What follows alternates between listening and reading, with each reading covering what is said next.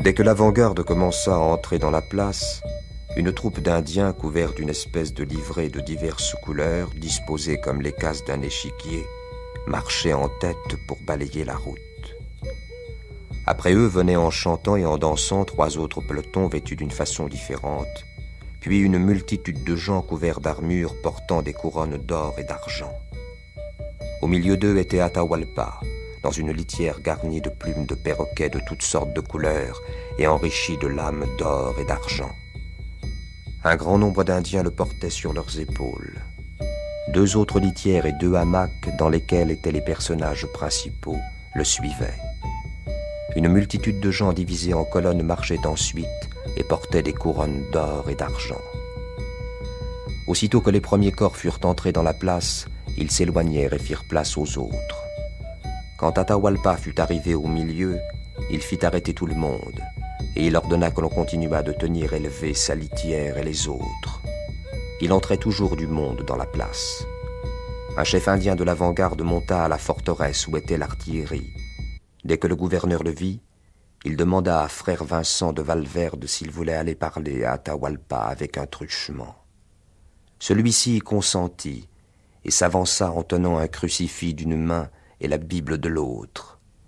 Il passa au milieu des Indiens, parvint jusqu'à Atahualpa et s'exprima ainsi par la voix de son interprète. « Je suis un prêtre de Dieu, j'enseigne aux chrétiens les choses du Seigneur, et je viens les enseigner à vous aussi. J'enseigne ce que Dieu nous a appris et ce qui est contenu dans ce livre. C'est en cette qualité que je te prie, de la part de Dieu et des chrétiens, d'être leur ami, car Dieu le veut et tu t'en trouveras bien. Va parler au gouverneur qui t'attend. » Atahualpa demanda qu'on lui donnât le livre pour le voir, et on le lui remit fermé. Comme il ne pouvait pas l'ouvrir, le religieux étendit le bras pour lui montrer comment il fallait s'y prendre. Atahualpa lui donna avec dédain un coup sur le bras, ne voulant pas le permettre, et en s'efforçant de l'ouvrir, il y réussit. Il ne s'étonna pas de voir les caractères ni le papier, comme les autres Indiens, et il le jeta à 5 ou 6 pas de lui. Il répondit avec beaucoup d'orgueil en ces termes au discours que le moine lui avait fait entendre par le truchement. « Je suis bien instruit de ce que vous avez fait sur votre route et comment vous avez traité mes caciques et pillé les maisons. Je ne bougerai pas d'ici que vous ne m'ayez tout rendu. » Carmen Bernand, bonjour. Bonjour et merci beaucoup de m'avoir invité. Nous venons d'entendre un extrait de La relation véridique de la conquête du Pérou par François Pizarre, un texte de l'explorateur et historien Francisco de Jerez de Xérès, 1532. C'était un extrait de l'émission Terre de merveille de Marie-Hélène Fressé sur France Culture en juin 1984. On est en octobre 1532. J'ai choisi de commencer de la sorte notre émission sur les Incas pour marquer à quel point le regard que nous avons sur eux est défini par l'arrivée de l'envahisseur et par la manière dont ils considèrent la civilisation Inca. Cette scène, elle est absolument inaugurale, mais je crois qu'il faut peut-être remonter un tout petit peu plus loin pour expliquer pourquoi ils sont là. Cajamarca, où se trouve cette scène, est sur les hauteurs. Pizarro et les Espagnols sont déjà le long de la côte depuis quelques années auparavant. Pizarro, c'est celui que nous appelons Pizarre en général. C'est ça, Pizarre. Et donc, ils écument la côte parce qu'on leur a parlé d'un empire très riche et ils voient une série de peuples qui ne sont pas des Incas. Et là, je voudrais préciser que pour nous, les Incas, c'est un nom général d'une civilisation. Et d'une certaine façon, cela est vrai. Mais à la vérité, pour être plus précis, il s'agit d'un titre. Les Incas sont les fils du soleil. Et vous imaginez bien que tout le monde ne l'est pas. Donc, il y en a quelques-uns, ce sont des élites. Et en dessous, il y a le peuple péruvien, ou celui qui vit dans l'empire des Incas, dominé par les Incas, et qui peut provenir de différentes régions.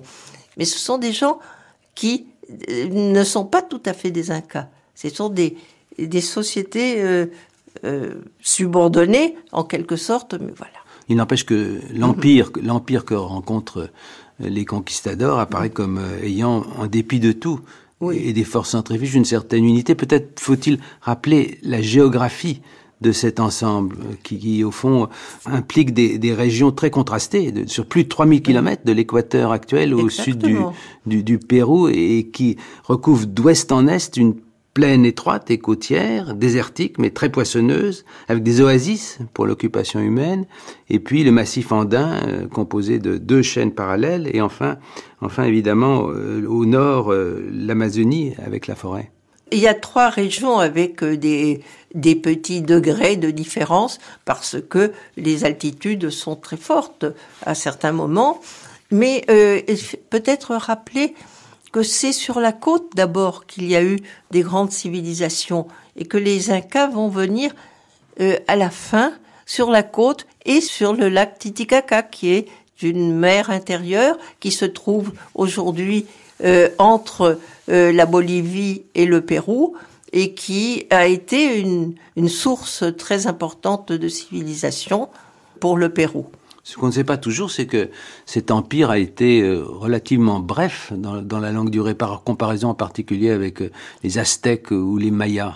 Et par comparaison aussi aux autres civilisations, de Nazca, toutes ces civilisations côtières qui ont duré beaucoup plus de temps. Antérieures. Et qui sont antérieures.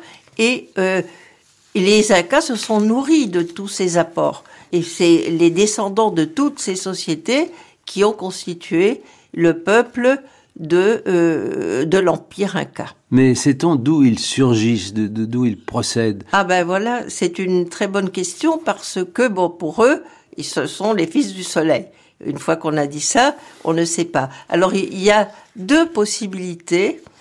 L'une est qu'ils se soient détachés du lac Titicaca, qui est considéré toujours par eux comme un lac sacré. Ça, c'est peut-être la version la plus courante. Et l'autre, c'est qu'ils seraient venus de la forêt. Et donc, là, c'est assez curieux parce que on voit quand même des sites, des restes archéologiques jusqu'à un fleuve qui s'appelle Rio Madeira et qui se trouve au Brésil. Alors bon, vous voyez, le spectre est très vaste, ils sont venus d'ailleurs. Cette incertitude sur ce surgissement de cet empire qui ne dure que moins de 2 siècles en fait, cette interrogation montre à quel point il est difficile d'accéder à cette histoire et ça pose la grande question des sources sur lesquelles je voudrais que nous nous attardions un instant. Carmen Bernand. Oui, il y a 2 sources fondamentales. La première est l'archéologie, avec les problèmes que cela pose. Parce que faire des fouilles archéologiques, c'est très difficile aujourd'hui, et que on est tributaire de toute une série d'aléas, on ne va pas en parler, mais enfin, elles sont fondamentales. Le hasard est essentiel, qui peut éventuellement détourner l'attention vers du secondaire ou du trompeur. Et en plus, parce que il y a beaucoup de choses qui ont été pillées, et pour ce qui est de l'or et tout ça, on n'a plus rien, pratiquement. À partir de la langue, d'autre part, les dictionnaires, il y a des choses à apprendre, peut-être? Il y a les dictionnaires qui sont excellents, qui ont été faits déjà à l'époque par les Espagnols. Les dictionnaires nous donnent des concepts en quechua, en aymara, même dans d'autres langues comme le puquina. Et puis, il y a les sources des Espagnols. Et là, je voudrais dire que ces sources sont absolument remarquables parce que, certes, bon, c'est écrit par des Espagnols, mais les Espagnols, ils sont différents. Ils écrivent pas tous la même chose. Ils ont leurs opinions. Et donc, déjà, il y a quelques contradictions, ce qui est très bien pour les sources. Il y a des chroniqueurs remarquables. Mais en plus, c'est que le système espagnol, contrairement à d'autres systèmes coloniaux, a été d'une bureaucratie pointilleuse. Ce qui fait que si on vole un maïs et qu'il y a un procès, tout de suite, il y a tout un protocole et on a beaucoup d'informations. Il faut savoir combien de jeux de cartes il y avait dans tel village perdu du Pérou, par exemple. Bon, des chroniques militaires, des chroniques religieuses aussi. Des chroniques religieuses, bien entendu. Il y a toutes sortes. Et puis il y a, comme par exemple avec l'Inca Garcilaso, c'est une chronique qui est à la fois faite par un descendant des Incas métissés, avec une finalité qui est aussi littéraire. Parce que c'est un homme qui, tout en ayant vécu à Cusco quand il était enfant, et la mère était... il parlait quechua avec sa mère et les parents de sa mère, il est devenu un écrivain du siècle d'or en Espagne.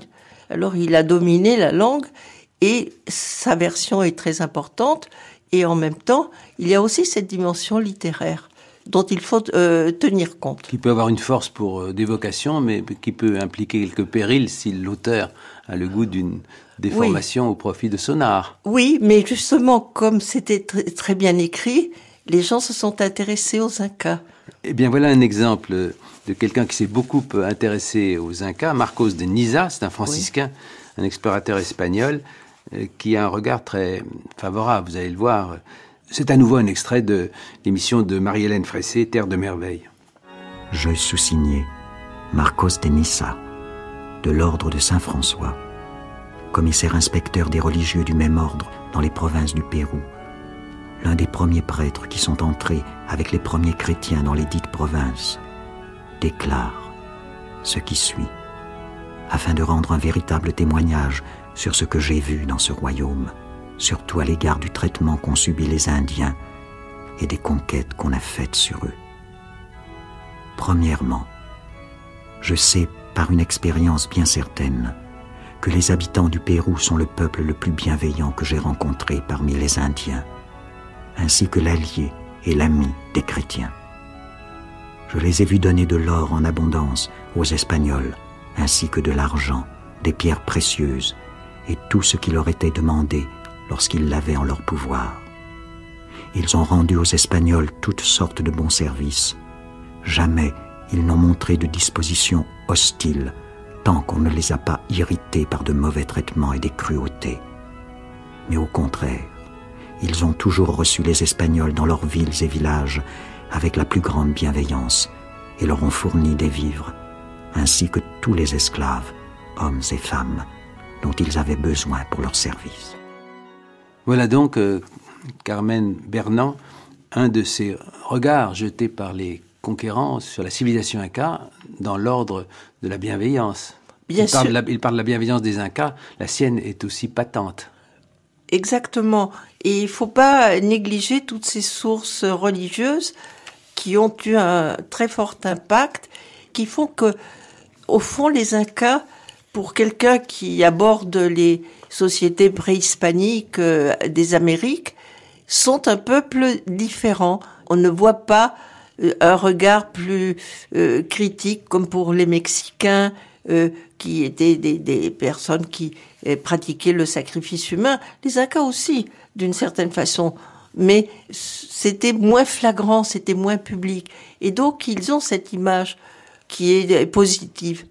Alors, par-delà l'image, regardons les choses. Qu'est-ce qu'on peut savoir sur la manière dont ce vaste empire qui couvre un espace qui fait 2 fois la France d'aujourd'hui, 1 million de kilomètres carrés, comment l'Inca, à partir d'un centre, réussit-il à administrer tout cela? Les 4 quartiers, comme on dit, il faut que vous nous expliquiez cela, Carmen Bernand. Bon, ces 4 quartiers, il faut les comprendre, c'est 4 plus 1 qui est Cusco et qui est le centre. Donc, à partir de Cusco, il y a un quartier qui est très important, le Chincheysuyo, qui est le quartier qui longe le Pacifique, disons, et qui est opposé à Antisuyo, qui est le quartier amazonien, numéro 2.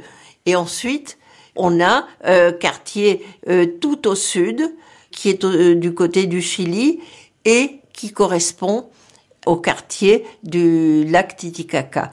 Et cet espace, ils l'ont domestiqué par la route, la chaussée, qui a été faite avec de l'énergie humaine, puisqu'il y avait des bêtes de somme, des lamas, mais pas pour porter des poids terribles. Donc c'est une énergie humaine à pied. 40 000 kilomètres de route, Oui. nous dit-on. Et puis, on a peine peut-être à l'imaginer aujourd'hui, les Incas ne connaissent pas la roue, ce qui rend également les voyages difficiles. C'est exactement ni la roue, ni les outils en fer. Donc tout est très compliqué et il n'y a que l'énergie humaine qui est capable de construire les magnifiques murs de Cusco qui sont toujours sur pied et les routes et les escaliers. Et Machu Picchu, on a peine à comprendre comment ces énormes blocs de rochers ont été à la fois grattés, polis et installés là. Ah oui, non, c'est tout à fait remarquable. Et donc, tout ça est porté, et donc il faut une organisation parfaite. Et c'est là que il y a des greniers pour que les travailleurs puissent manger une fois qu'ils ont travaillé sur la route. Parce que, imaginez, il faut partir d'une altitude, disons, de 400, 500 pour grimper jusqu'aux montagnes, parce que l'idée est que la route, une fois qu'on arrive au sommet, au haut plateau, elle est droite. Et donc, on avance plus vite. Mais il faut y monter. Alors, y monter des escaliers. Il y a des escaliers qui ont 1000 marches. Et donc, il faut tout de même un peu de muscle. Et puis il y a cette donnée assez fascinante de ces jeunes gens qu'on fait courir à toute vitesse et qui se relaient. On nous dit que 25 jeunes gens comme ça, en une journée, peuvent parcourir 240 km, en l'absence évidemment de chevaux. En l'absence d'animaux de toutes sortes. Mais ce qu'il y a de remarquable dans les routes, c'est que de temps en temps, il y a comme des haltes, des hôtels, des lieux où on peut boire, on peut se rafraîchir, comme si c'était des petits hôtels, voilà, qui s'appellent des tambos. Des relais de poste. Des relais de poste. C'est bien, voilà l'expression parfaite. Et comme ils ont pour obligation de faire ce service-là, de relais, parce que chaque communauté a des obligations vis-à-vis de l'État, eh bien, on trouve toujours des gens pour assurer la relève. Alors l'État et les communautés, c'est essentiel. Quel type de centralisation? Il y a une capitale, Cusco, mais dont on nous dit que parfois elle bouge avec l'empereur Inca, un peu comme c'était le cas en France à l'époque des Mérovingiens. Tout ça est assez curieux. Et Cusco pourtant existe maintenant. Alors, on connaît Cusco, on connaît son organisation. Comment fonctionnent ces 4 quartiers? Bon, ces 4 quartiers, ils sont apparus avec les conquêtes, puisque au début, les Incas, ils arrivent parce que leur père, le soleil, les envoie, ils arrivent et s'installent dans la vallée de Cusco, où il y a d'autres peuples et d'autres gens. Et petit à petit, ils vont dominer cette vallée et aller au-delà. Et pour aller au-delà, il y a une gorge qui est très difficile d'accès. Ils vont parvenir à franchir, et puis à faire un pont, et puis faire la route. Et donc, ils vont sortir. Avec des décentralisations, parce que les peuples qu'ils dominent ne sont pas tous des Incas. Ça évoque un peu l'Inde à l'époque britannique. On a l'impression qu'il y a une délégation à ces caciques locaux, une sorte de gouverneur de l'autorité administrative, de l'autorité... Tout à fait, tout à fait. Et donc, il y a tous ces relais. Alors, en principe, ces gens sont traités avec beaucoup de bienveillance. On fait des cadeaux et donc ils s'intègrent. Parfois non, il y a des guerres. Et donc c'est comme ça qu'ils vont conquérir cet immense espace assez vite pour les moyens du bord. Et tout sera extrêmement bureaucratisé. On a une idée de la démographie de cet empire Inca, du nombre d'habitants de la capitale, du nombre d'habitants dans l'ensemble? Oui, à peu près, disons, dans les 100 000, peut-être plus. À Cusco, ça dépend, parce qu'il y a, par moment, c'est plein, parce qu'il y a des cérémonies, puis les gens retournent. Il y a quand même un nombre important que l'on sait à cause des quipus et des impôts qu'ils doivent payer. Mais dans l'ensemble de l'Empire? Je ne pourrais pas vous dire, parce que je crois qu'on ne le sait pas en gros. Donc décentralisation, en tenant compte, Carmen Bernand, en tenant compte aussi de la différence considérable de la nature d'un lieu à l'autre. Je pense en particulier à ces relations compliquées qu'ils semblent avoir eues avec les peuples de la forêt, avec l'Amazonie au nord. Avec l'Amazonie, ils ont eu des relations très particulières. D'une part, ils sont nus. Ils vont nus. Alors pour eux, tout ça, c'est un signe de bestialité. L'histoire de la nudité, c'est une histoire qui parcourt toute celle de l'humanité. Exactement. Et donc, on trouve ça complètement inculturel, alors que eux, ils ont des tissages parmi les meilleurs du monde. Et puis on attribue une grande cruauté aussi, vue à la fois des Espagnols et des Incas, ces peuples mystérieux qui sont dans la forêt. Écoutez donc cet extrait des commentaires royaux sur le Pérou des Incas, d'un personnage que vous aimez beaucoup, j'ai bien compris, Carmen Bernand. C'est Inca Garcilaso de la Vega. C'est un texte de 1609 qui est extrait de La matinée des autres de Gregorio Mansur sur France Culture en mai 1990. Un mot sur ce personnage d'abord.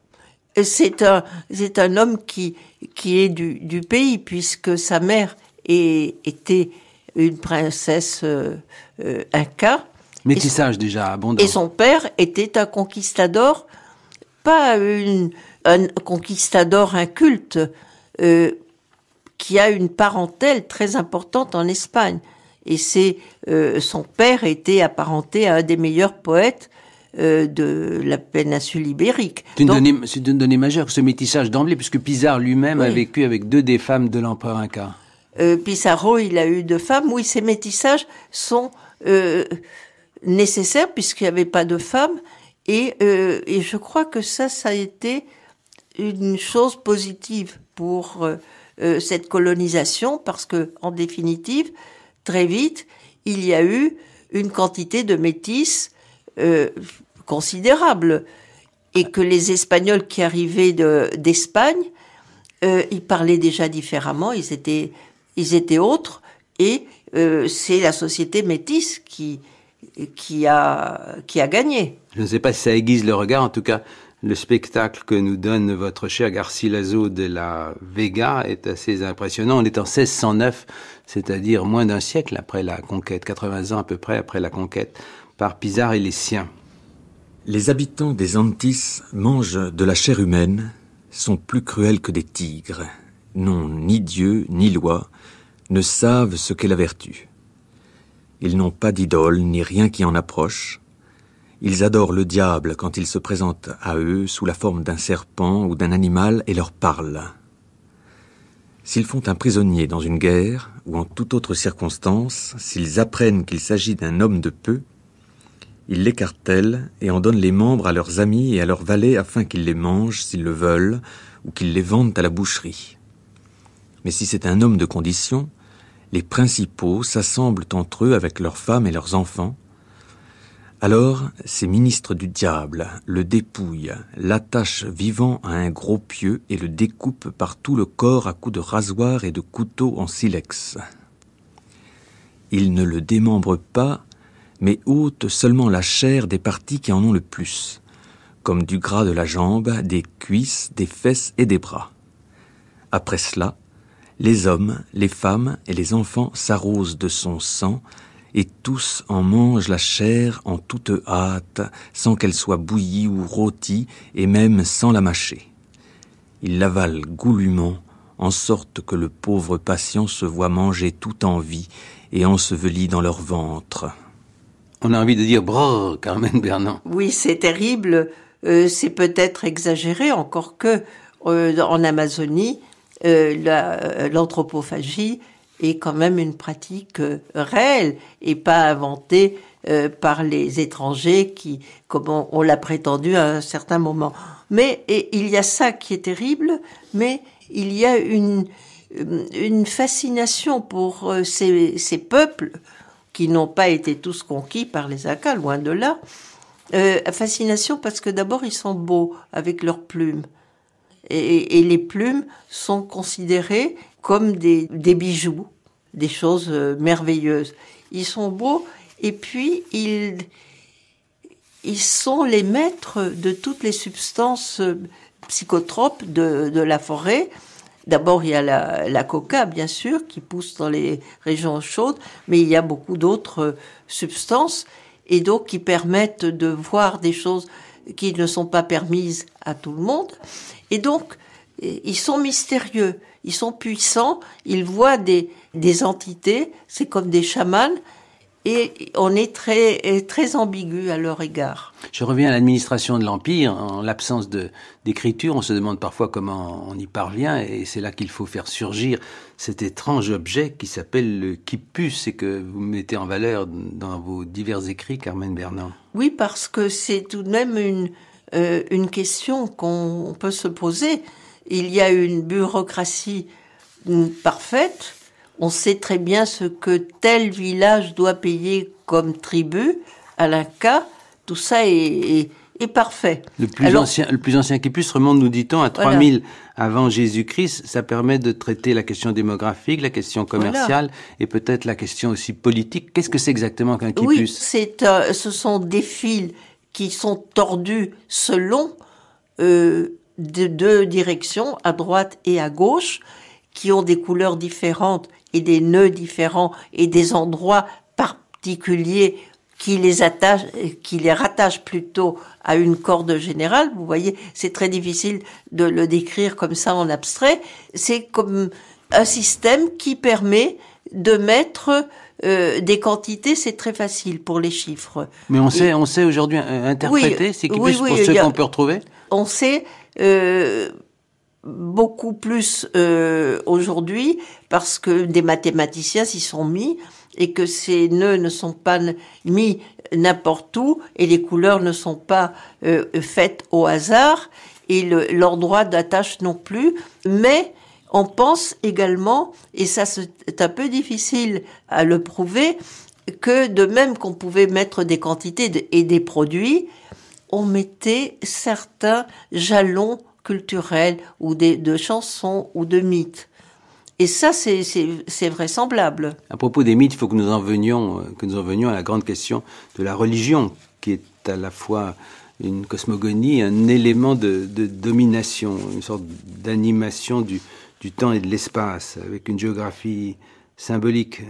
Vous avez beaucoup travaillé sur la religion, vous avez publié un livre important sur ce thème, la religion des Incas. Comment peut-on résumer la spécificité de celle-ci ? Pour le dire avec quelques mots seulement, il y a une religion qui est un culte solaire, qui est la religion de la dynastie dominante. Donc c'est quand même important, mais cette dynastie dominante se fonde sur les croyances locales, qui sont toutes, dans toute cette région andine, liées aux montagnes ou aux sommets, ce qu'on appelle les huacas, les lieux où les ancêtres sont sortis. Donc des lieux sacrés. Des lieux sacrés, et qui existent jusqu'à aujourd'hui, que j'ai vu encore fonctionner sur le terrain.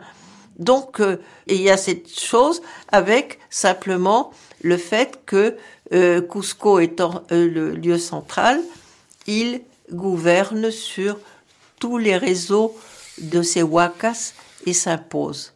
Sur cette religion, sur sa spécificité, écoutez donc cet extrait d'un livre d'Hector Loaiza de 1976. Son livre s'appelle Huaynu Pura, c'est le chemin des sorciers. C'est une lecture d'André Almuro qui est extraite de La matinée des hôtes de Michel Cazenave sur France Culture en janvier 1978.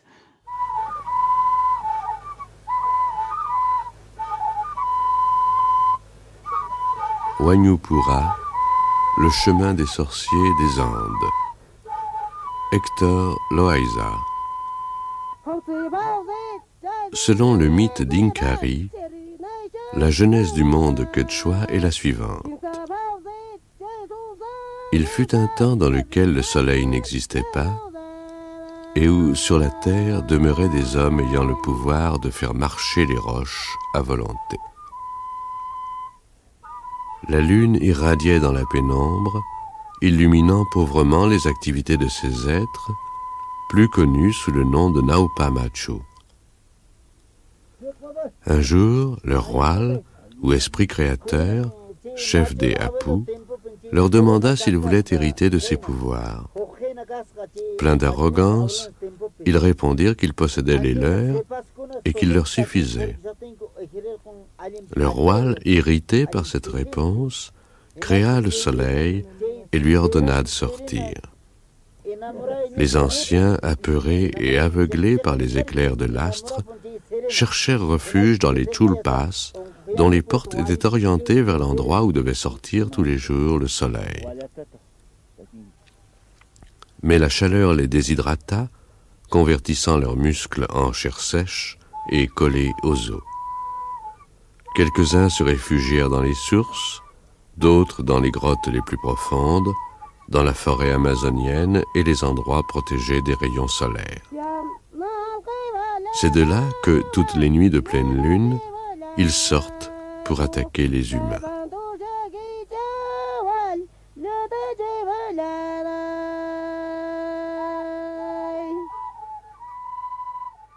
Cette référence mythique de Hector Loaiza est très intéressante parce que elle montre que cette idée de lieu d'émergence qui sont les huacas, le terme générique c'est huacas, continue à une époque moderne puisqu'il les a recueillis sur le terrain. Et ces mêmes personnes, probablement, j'en suis même presque sûre, ils participent des fêtes chrétiennes parce qu'ils sont aussi catholiques. Ça, c'est déjà le syncrétisme, effectivement. Les fêtes des solstices, en effet, vont d'un bout à l'autre de la conquête. Oui, parce que ce sont des peuples agraires et que c'est très important de regarder l'ombre que fait le soleil au moment des solstices et des équinoxes. Les ombres changent.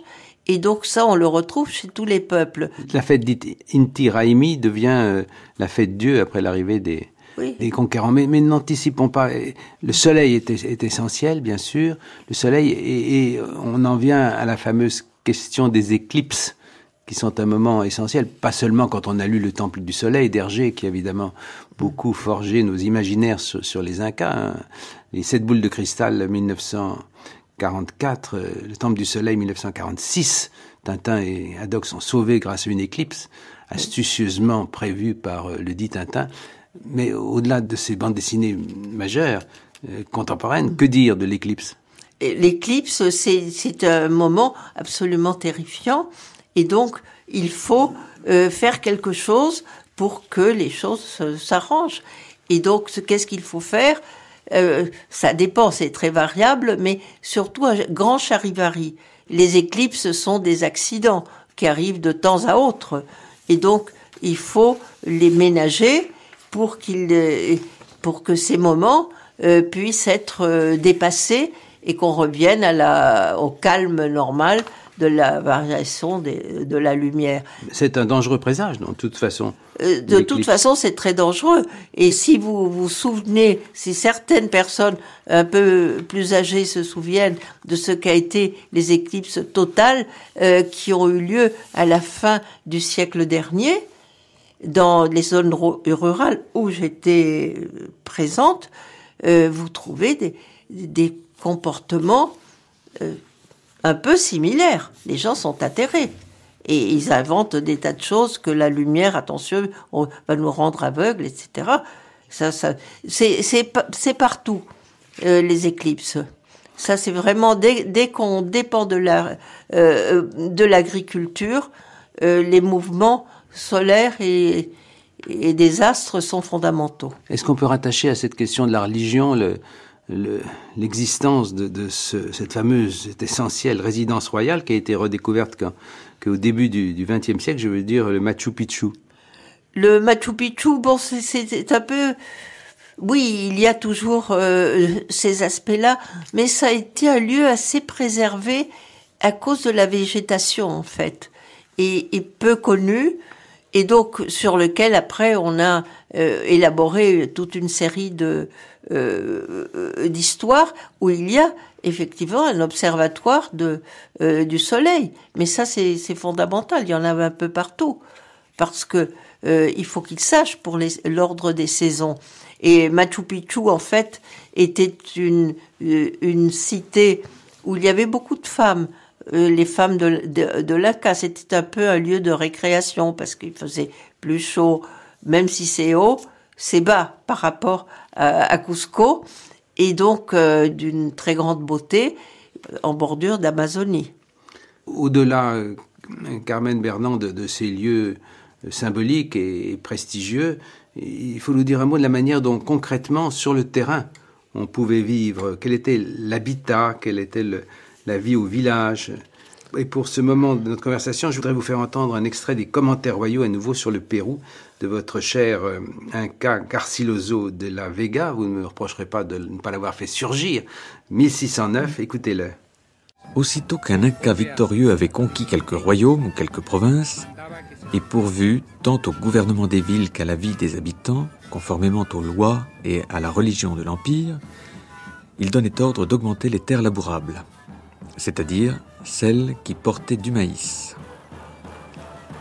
Il employait à cet effet les ingénieurs des canaux, dont il y avait parmi eux de fort habiles, comme on le voit encore aujourd'hui par les ouvrages ou les marques qui en sont restés.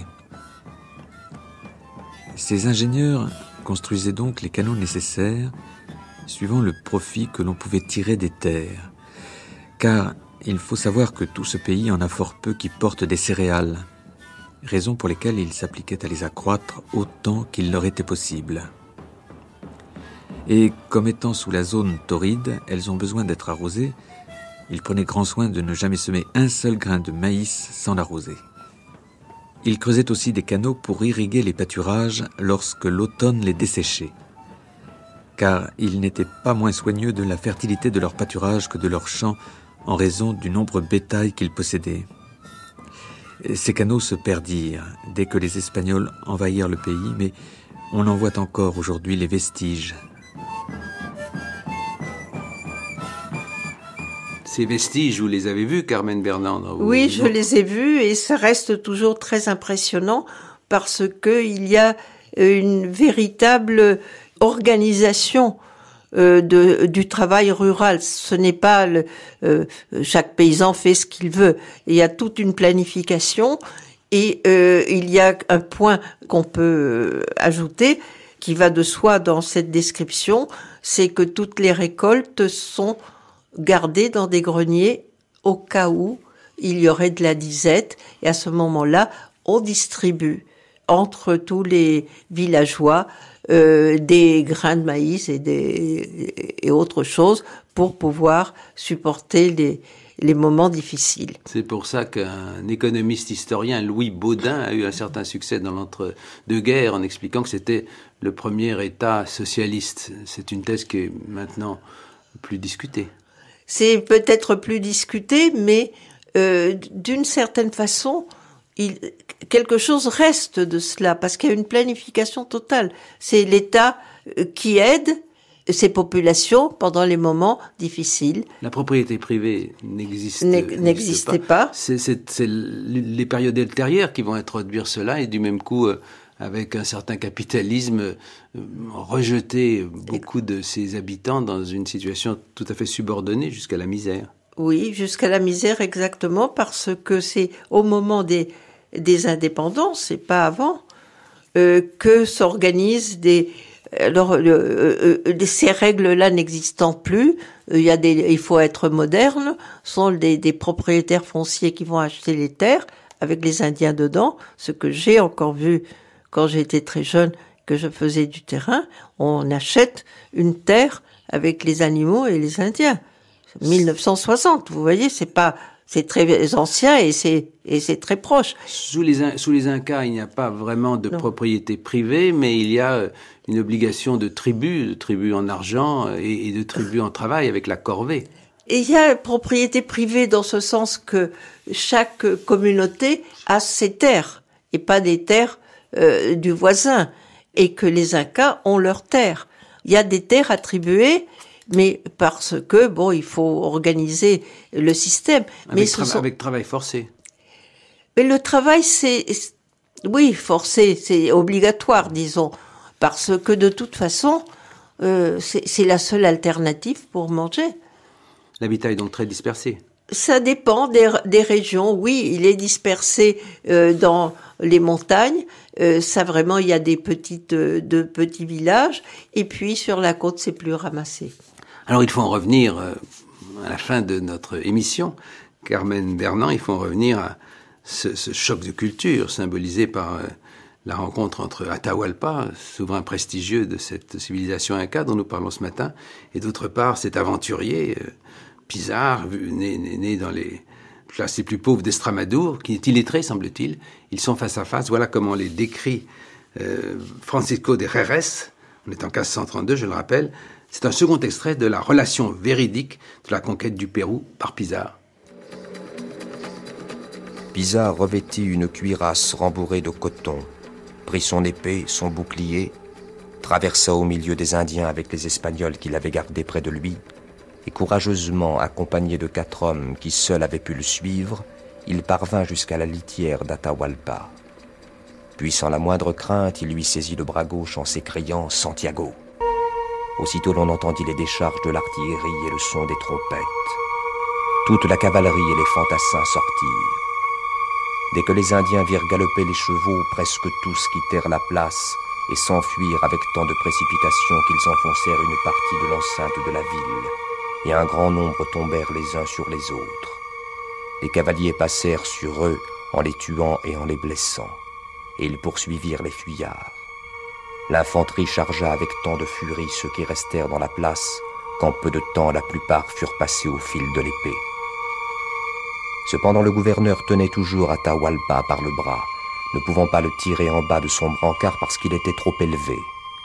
Les Espagnols tuèrent assez de porteurs pour que la litière tombât, et si le gouverneur n'avait pas protégé Atahualpa, cette fois ce barbare aurait expié toutes les cruautés qu'il avait commises. En le défendant, il fut légèrement blessé à la main. Comment lisez-vous cette scène, Carmen Bernand ? Cette scène, il faut comprendre que dès le début, dès l'arrivée de Pizarro sur la côte du Pacifique, Atahualpa est en contact. Il sait parce qu'il a des gens qui font la course sur les fameuses routes et qui arrivent et qui ont dit des gens très bizarres, etc., sont arrivés.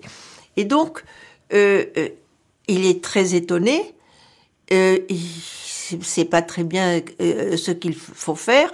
Il a pensé qu'on pouvait jeter des pierres au moment où il traverse la cordillère et qu'on s'en débarrasse et que ce serait peut-être la meilleure chose à faire. Il ne le fait pas. Mais il ne le fait pas parce que il a une curiosité très grande. D'autant plus qu'ils sont arrivés à l'endroit même où on dit que le grand Viracocha était disparu, qui est un héros civilisateur de cette société. On retrouve les mythes, en l'occurrence destructeurs. On retrouve les mythes. Donc, il a attendu, il a dit, oh, de toute façon, je veux voir, et puis on verra ce qu'on fait avec eux. Fatale curiosité, si je comprends bien. Oui, il est pris de curiosité, parce que Atahualpa, d'après tous les récits qu'on a, c'est un homme intelligent et curieux. Il est un peu retors, mais ce n'est pas une personne qui ne sait pas réfléchir. Donc, il les laisse arriver. Et la veille, les Espagnols s'installent à Cajamarca, où il y a une cité de pierre. Ville natale, précisément, de Atahualpa. Oui, on peut dire. Et il fait très froid, c'est très inconfortable, et les Espagnols, ils voient le camp d'Atahualpa avec les torches allumées. C'est immense. Et ils ne font pas le poids. Et donc, ils racontent leur peur, et il y a des descriptions très réalistes de tous ces chroniqueurs. Ils sont morts de trouille, mais ce sont des soldats, ils peuvent pas. Bon. Et alors, Atahualpa invite le chef et qui envoie son frère. Lui, il reste, Francisco Pizarro reste à Cajamarca, mais il envoie son frère qui est avec d'autres conquistadores, et ils arrivent. Et c'est là que il se passe beaucoup de choses, dont une qui est très importante, c'est qu'il voit que personne ne peut toucher l'Inca. C'est comme un dieu, il y a même un rideau de tulle entre lui et les autres. Et donc il raconte cette affaire quand ils sont de retour, il est furieux, il veut rien céder. Et Pizarro retient, parce que c'est un soldat. Et le lendemain, c'est la seule carte qu'il peut jouer.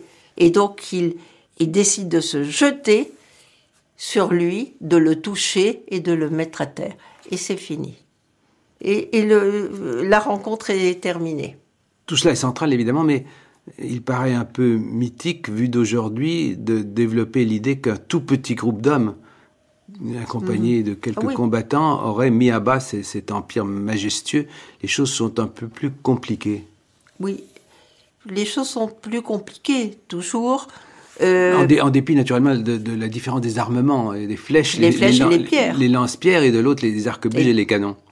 Est-ce que ça suffit à expliquer la chute si brutale en si peu de temps? D'abord, revenons très rapidement aux armes. Il y a très très peu d'armes à feu.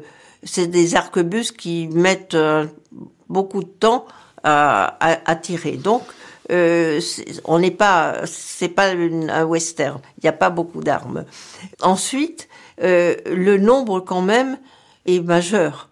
Les pierres sont très efficaces. Si vous recevez une pierre, vous mourrez comme si c'était une balle. Mais évidemment, il y a beaucoup d'autres peuples qui détestent les Incas. Pour beaucoup de raisons, on ne peut pas les traiter ici. Et donc, ils vont s'allier à ces étrangers et vont leur apporter quand même une aide importante. Ils ne sont pas tout à fait à Cajamarca. Ils les ont aidés sur la route. Mais ensuite, ils vont un peu collaborer avec eux. Tout ça est un peu compliqué. Et puis il y a une sorte de guerre civile entre deux héritiers du souverain récemment mort, parce qu'il n'y a pas de système très précis de succession dynastique. Il y a une guerre civile qui va profiter aux Espagnols aussi, parce que les gens qui sont pour le Cusco détestent Atahualpa.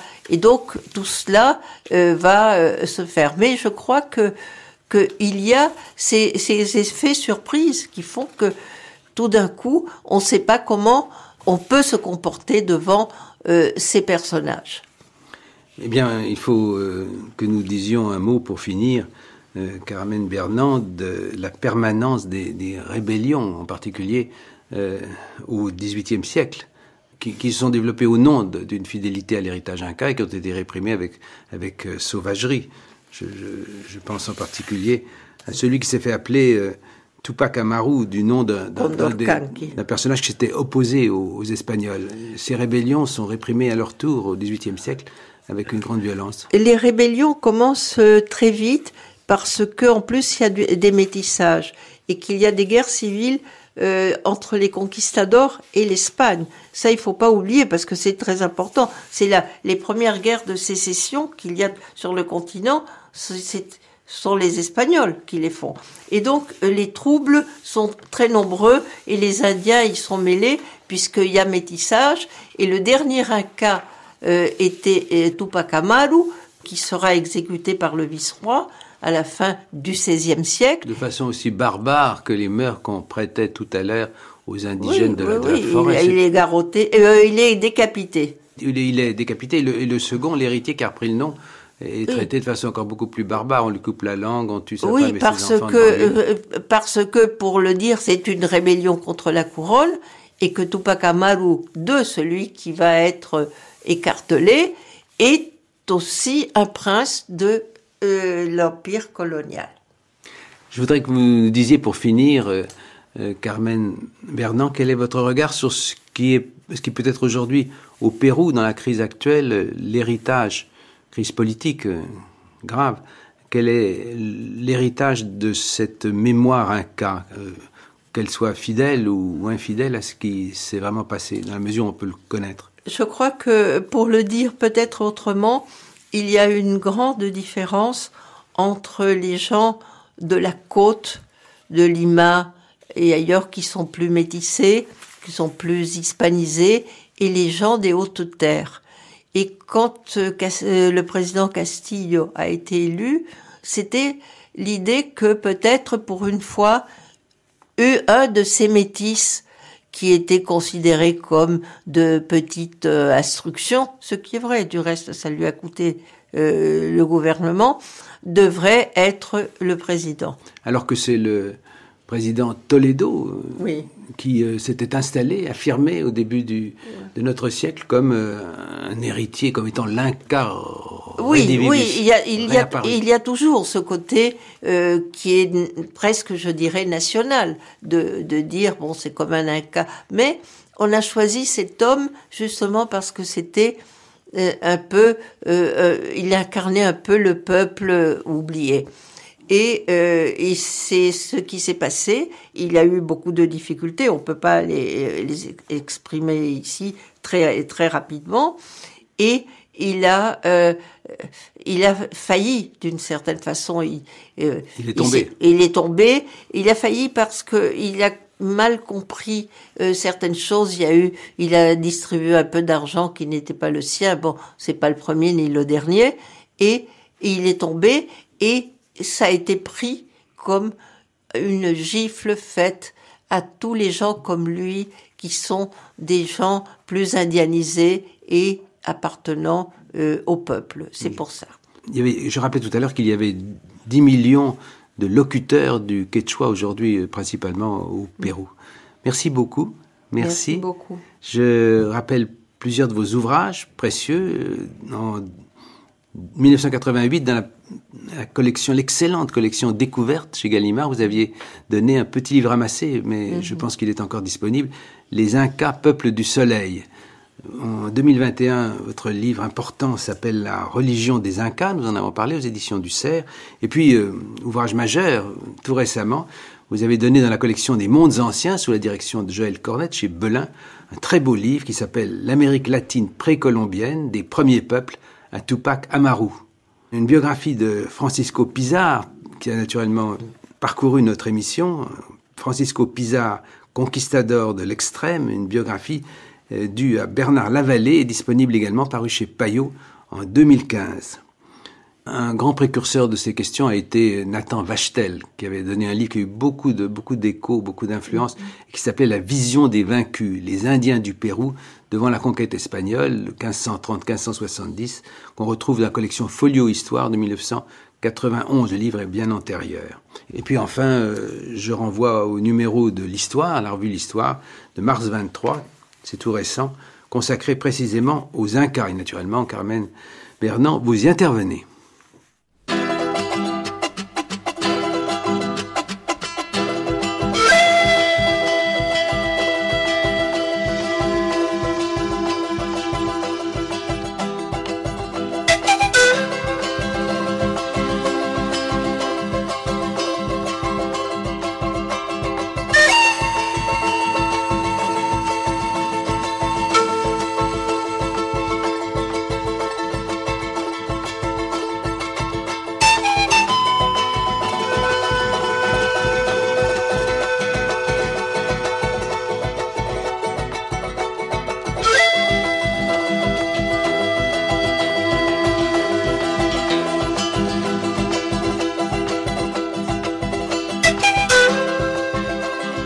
C'était Concordance des temps, une émission de Jean-Noël Jeannet, préparée par Jeanne Guéroux, réalisée par Anna Olvec, avec à la prise de son Laurent César, à la discothèque Nathalie Rouvillain et Joséphine Lafaille, et pour les archives de l'Institut national de l'audiovisuel, Emmanuel Lucioni.